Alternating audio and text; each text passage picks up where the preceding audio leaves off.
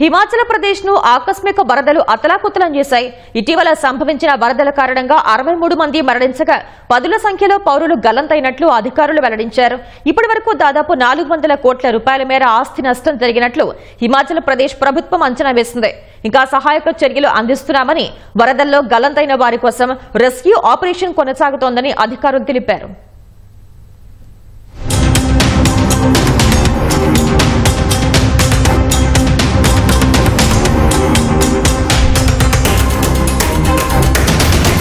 ఇటీవల ఎడతెరిపి లేకుండా కురిసిన వర్షాలకు సంభవించిన ఆకస్మిక వరదలు హిమాచల్ ప్రదేశ్ కు భారీ నష్టాన్ని మిగిల్చాయి. బియాస్ సహా పలు నదులు ఉప్పొంగి ప్రవహించడంతో పలు ప్రాంతాల్లో భారీ వరదలు సంభవించాయి. అనేక చోట్ల కొండ చర్యలు విరిగిపడ్డాయి. వరద ప్రాంతాల్లో సహాయక చర్యలు కొనసాగుతున్నట్లు హిమాచల్ ప్రభుత్వం వెల్లడించింది. వరదల కారణంగా ఇప్పటి వరకు 63 మంది మరణించినట్లు సర్కారు అధికారికంగా ప్రకటించింది. 100 మందికి పైగా గాయపడ్డారు. పదుల సంఖ్యలో పౌరులు వరదల్లో గల్లంతైనట్లు పేర్కొంది. వారి కోసం రెస్క్యూ ఆపరేషన్ కొనసాగుతున్నట్లు తెలిపింది. వరదల వల్ల దాదాపు 400 కోట్ల రూపాయల మేర ఆస్తి నష్టం వాటిల్లినట్లు అధికారులు అంచనా వేస్తున్నారు. ఈ నష్టం మరింత ఎక్కువగా ఉండే అవకాశం ఉందని తెలిపారు. పునరుద్ధరణ చర్యలపై ప్రాథమికంగా దృష్టి పెట్టినట్లు అధికారులు చెప్పారు. జూలై 7 వరకు హిమాచల్లోని అన్ని జిల్లాల్లో భారీ వర్ష సూచన హెచ్చరికలు చేసినట్లు తెలిపారు. నదీ తీర ప్రాంతాల్లో ఉన్న ప్రజలు అప్రమత్తంగా ఉండాలని విజ్ఞప్తి చేశారు.